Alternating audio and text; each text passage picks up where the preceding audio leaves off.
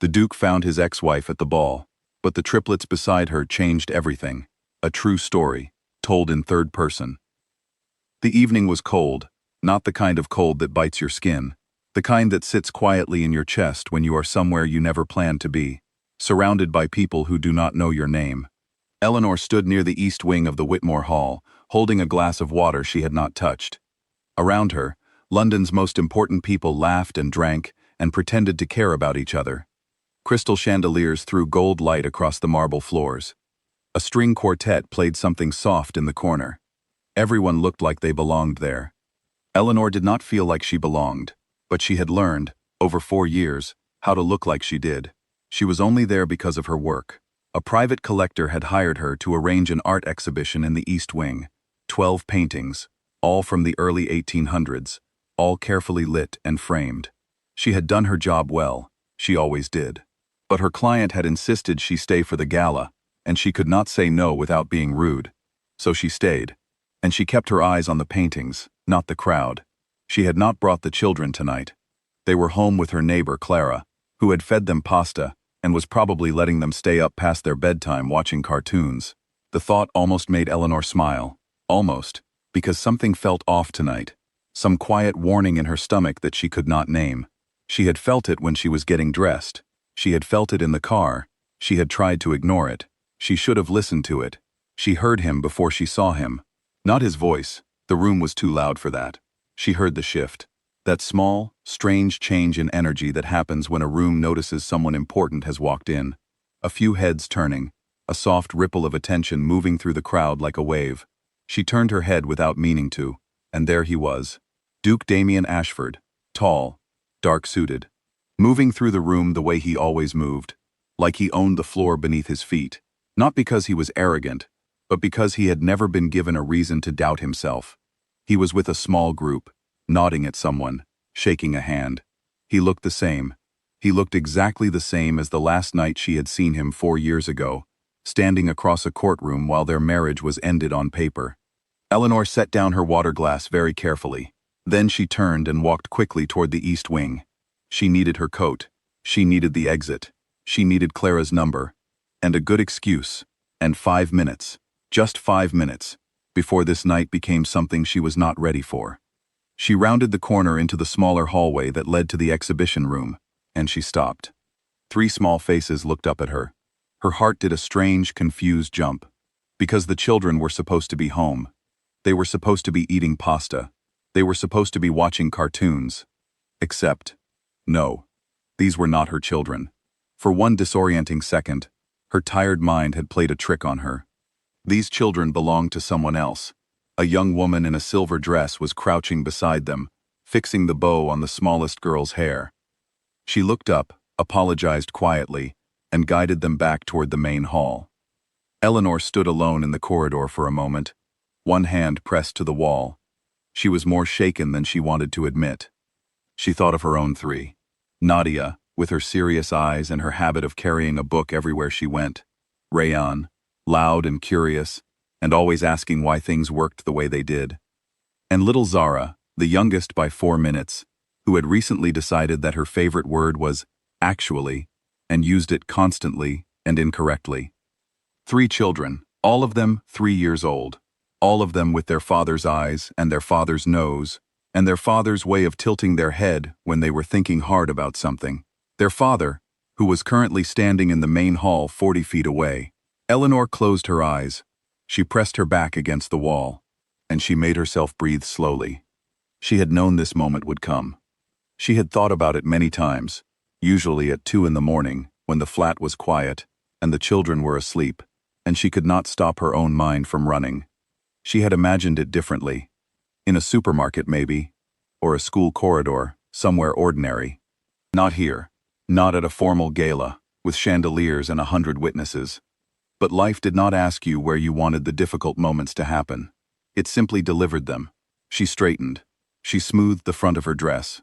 She walked back into the main hall. She made it approximately 12 steps before she heard her name. Eleanor. She stopped. She turned around slowly. Damian was standing 5 feet away. He was not with his group anymore.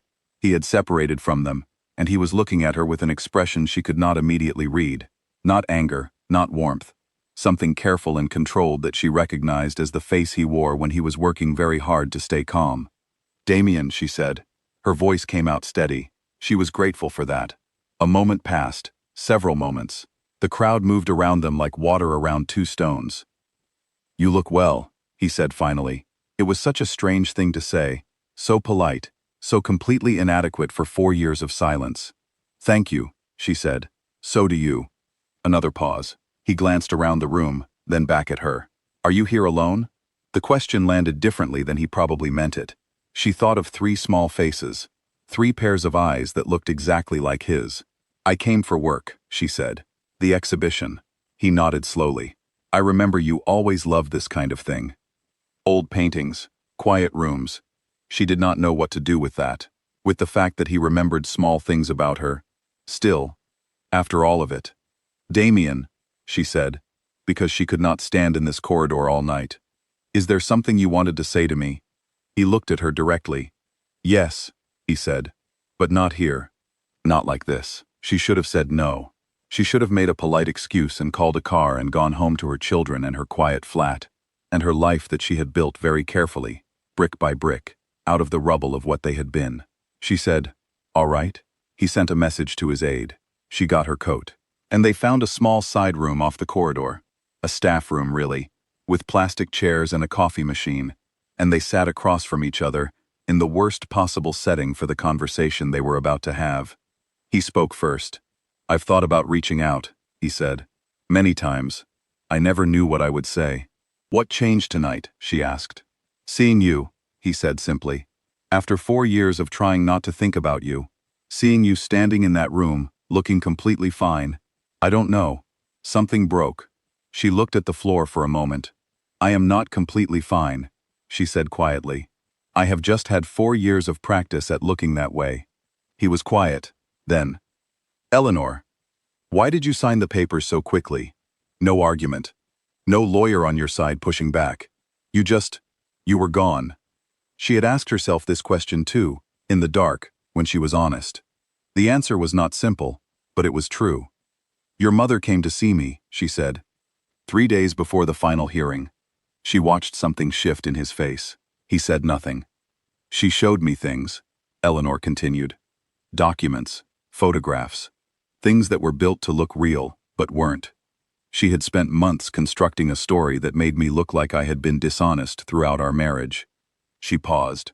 "And she told me that if I contested the divorce, if I made any noise at all, she would use all of it, publicly, in court, that the process would take months, that it would be in the newspapers, that it would be humiliating, for both of us, but especially for me." Damian's jaw was tight. "Why didn't you tell me?" "Because she also told me you already believed her," Eleanor said, "that you had already seen the documents, that you had already decided." A long silence. "I hadn't," he said. His voice was low. "I hadn't decided anything. I was confused and hurt, and I was waiting for you to tell me none of it was true. I was waiting for you to fight." Eleanor looked at him. "I know that now," she said. "I didn't know it then. I was 25 and I was frightened and I thought—" She stopped, breathed. "I thought if I fought and lost, it would be worse than just leaving, so I left." Another silence, longer this time. "There is something else," she said. "Something I need to tell you." She had told this story many times in her head. She had practiced it in the mirror once, embarrassingly, and stopped because she couldn't get past the first few sentences without losing her composure.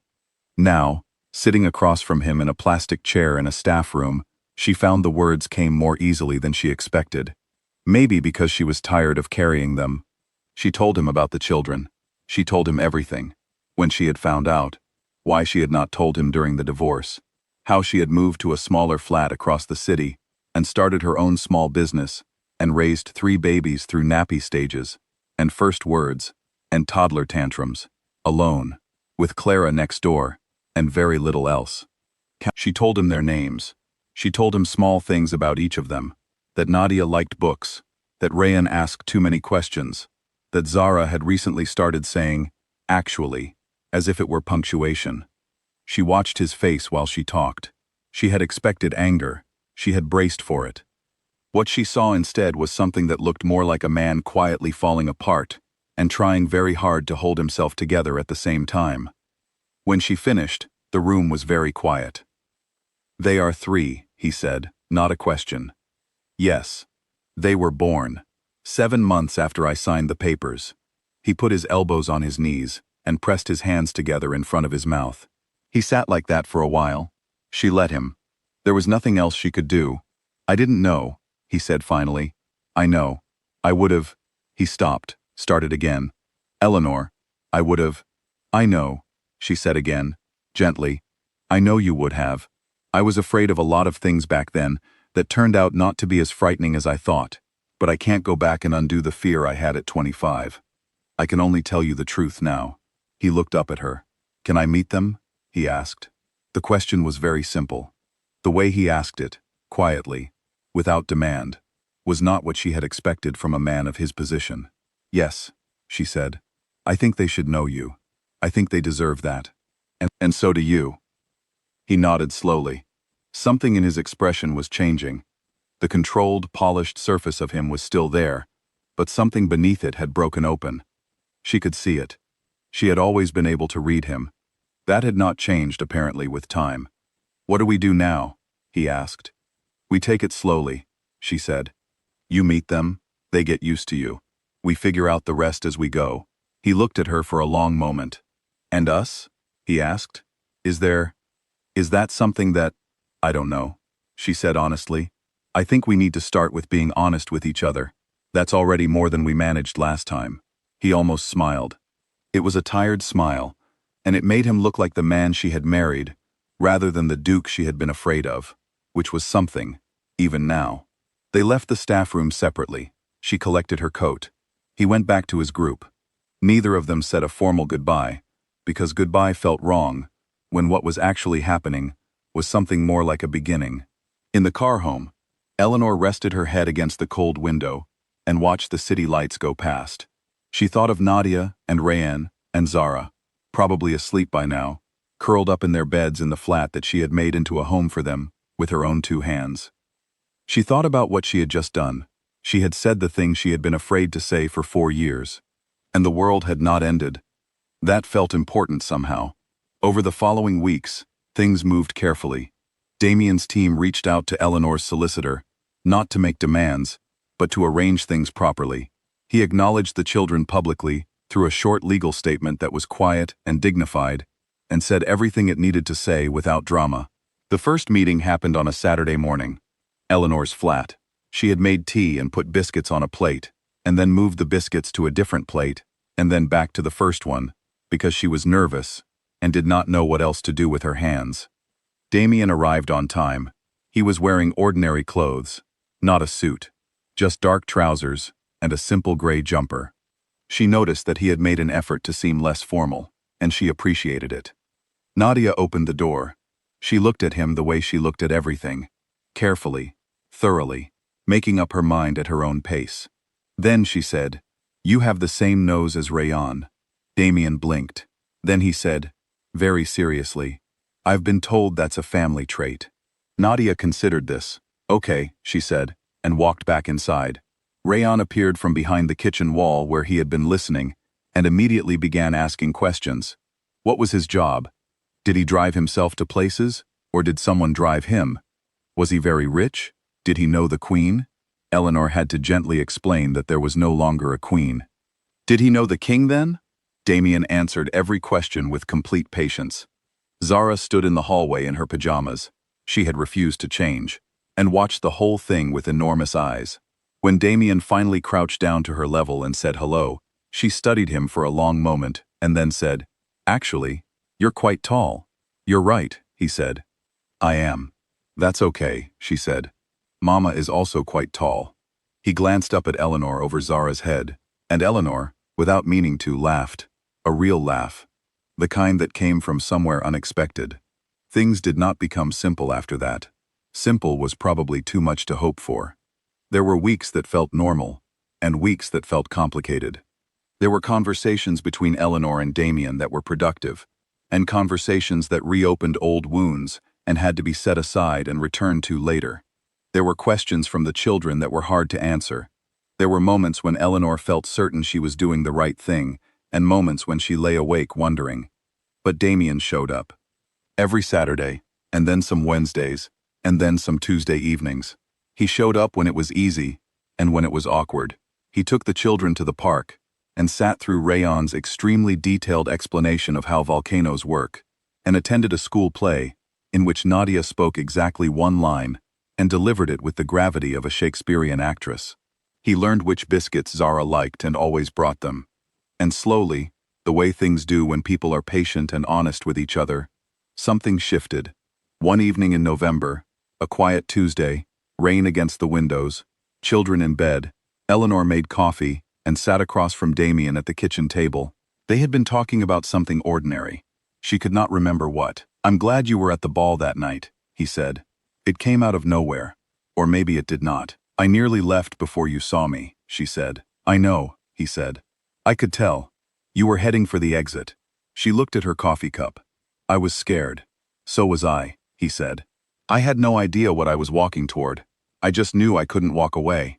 She thought about that for a moment, about all the things that had gone wrong between them, and all the fear that had made things worse than they needed to be, and how different everything might have been if they had simply sat across a kitchen table earlier and said the true things. "We're quite bad at this," she said. "We were," he said. "I think we might be getting better." She looked at him. He was watching her in the calm, careful way he had, the way that had always made her feel, even in the worst moments, that she was being seen properly. "Yes," she said quietly. "I think we might be." The rain kept falling. The coffee went cold. Neither of them got up to make more. And outside, the city went on doing what cities do, moving and breathing and holding all its people inside it, all of them carrying their own stories, their own fear, their own small and enormous moments of beginning again.